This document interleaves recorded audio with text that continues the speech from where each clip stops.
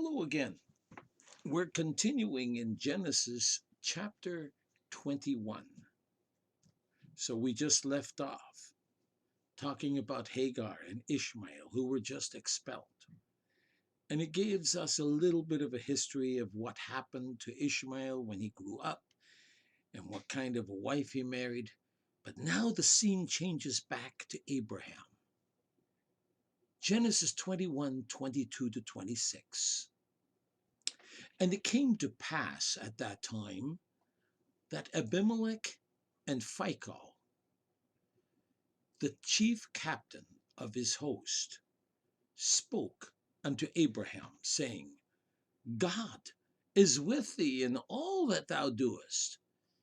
Now therefore swear unto me here by God that thou wilt not deal falsely with me, nor with my son, nor with my son's son, but according to the kindness that I have done unto thee, thou shalt do unto me, and to the land wherein thou hast sojourned. And Abraham said, I will swear. And Abraham reproved Abimelech because of a well of water, which Abimelech's servant had violently taken away. And Abimelech said, I know not who hath done this thing, neither didst thou tell me, neither yet heard I of it, but today. Wow, folks, I'm looking back in verse 25, and I'll probably return back to it. Abimelech asked Abraham to swear by God that he's not going to deal falsely with him, but according to the kindness that Abimelech did to him. The fact of the matter is, Abimelech was not kind. However, let's unpack this and see how the story unfolds. We return to Abraham among the Philistines, and it says, and it came to pass at that time. We need to be clear, that time is, this historical account is continued not when Ishmael was grown up, which was in the previous verse, and married, but when Isaac was weaned and Ishmael was expelled. Verses 8 to 21 was actually a separate side story, just to let us know what happened to Ishmael, because the Bible is really about the righteous line and the formation of Israel, and finally culminating in Jesus Christ. So, Abimelech, king of Gedar, and Phicol, Phichol, Phicol, the grand vizier and the general of his army, came together and paid Abraham a visit. Oh, they started off really, they thought they were very sincere. They started off by sincerely saying, God is with you in all that you do. We don't know for sure why they came to meet with Abraham at this time. But did I mention Phicol means mouth of all in Hebrew? Phicol was probably a title given to the grand vizier through whom all petitions came to the king. Wow. Mouth of all. Very appropriate. Because he would represent the people to the king and then speak for the king again. So he was Abimelech's mouthpiece.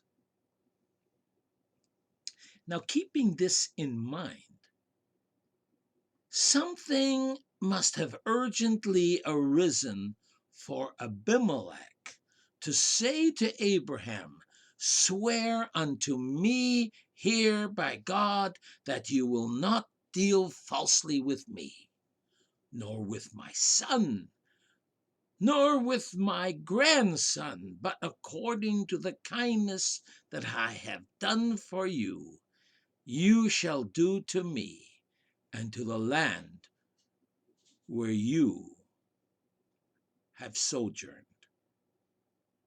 Well, where he's lived as a migrant.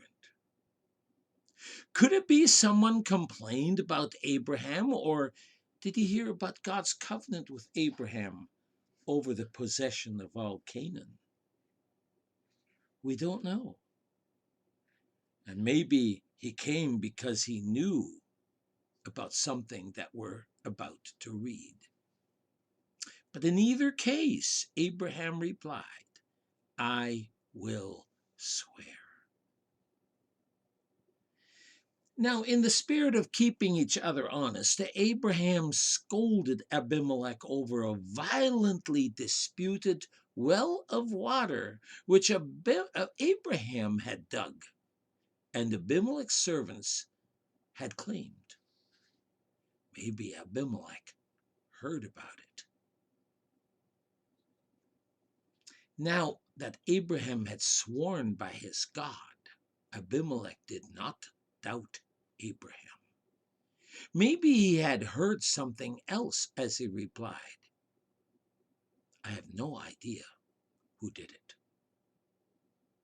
It's my opinion that Abimelech was lying, but nonetheless, it's recorded that he said, I have no idea who did it.